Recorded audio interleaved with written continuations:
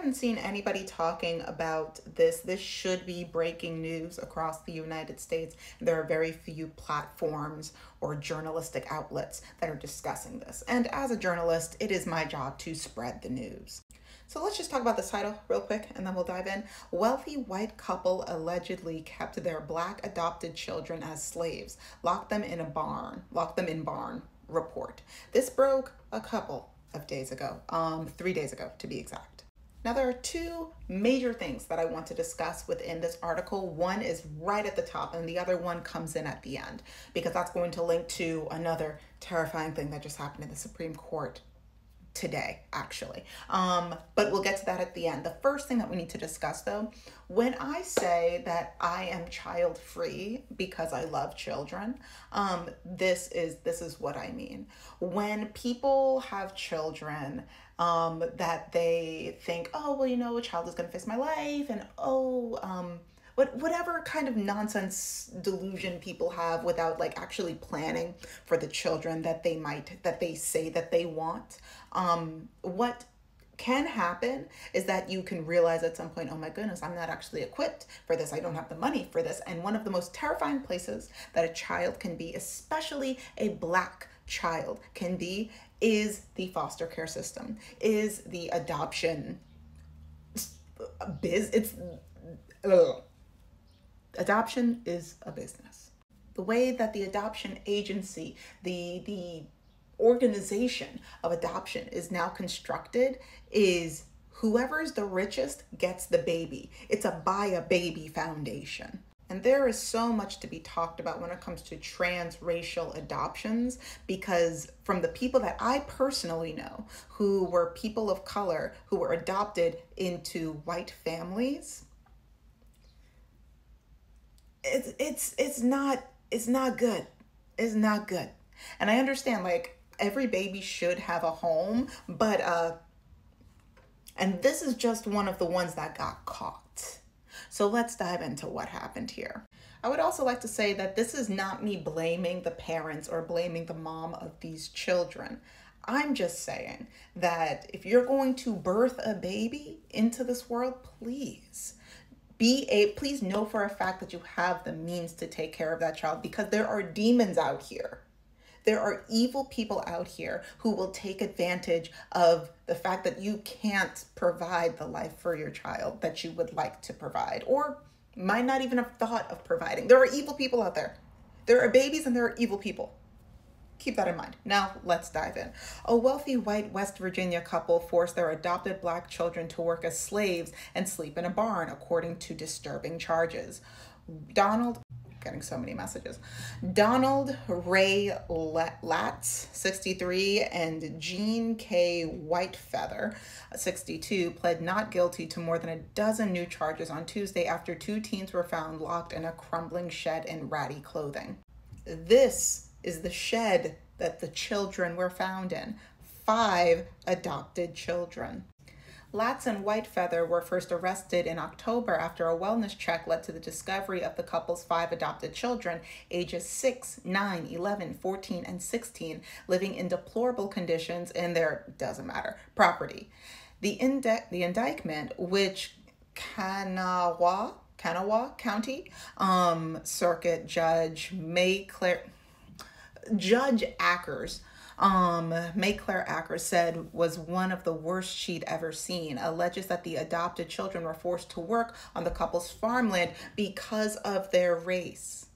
Let's just take a quick pause right here. Because of their race, that colonizer gene, in the same way that black people have ancestral trauma in our DNA, colonizers, the ancestral kidnappers and abusers, yeah, that's also running through the DNA, right? They sought out these children because of their race, which also implies because of their own race, that they sought out children of the black race to enslave intentionally. Okay, so when I say being child free as a black woman is a political stance, as a woman in general, as anybody with a uterus is a political stance, but as a melanated black woman, with the ability to produce children. Me saying I love kids to the point that I don't want, that I know that I cannot provide what they need, it would be irresponsible of me to produce children because a man says that he's gonna love me, because my mom or somebody in my family says that I should, because society. There are people out there that crave the ability to do harm to Black bodies, to Black children.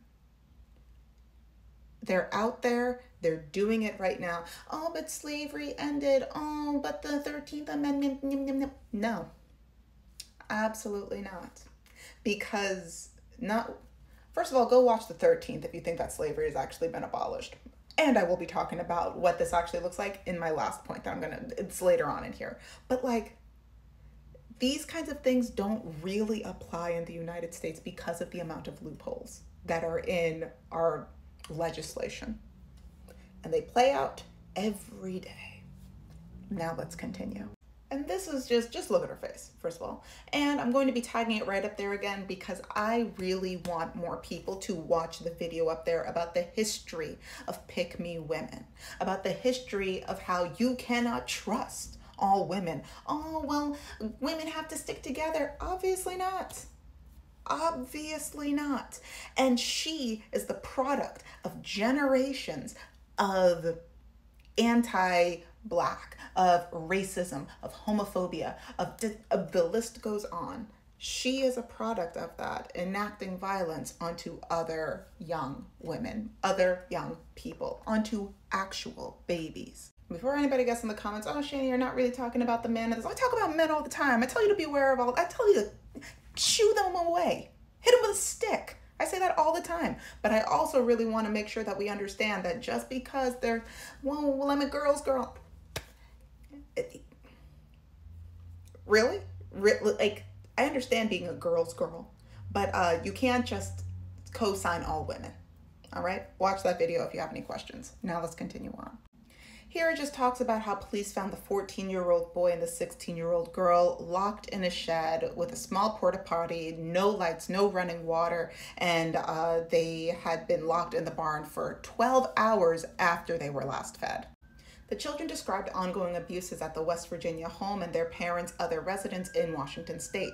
Prosecutors also said that they have evidence the couple moved from Washington after they learned that they were under investigation for abuse and neglect. Ackers decided to raise their bond earlier after the prosecution alleged that their original cash offer bonds were obtained through trafficking profits after the couple was able to pay a $400,000 bond for their release from jail in February, according to Metro News.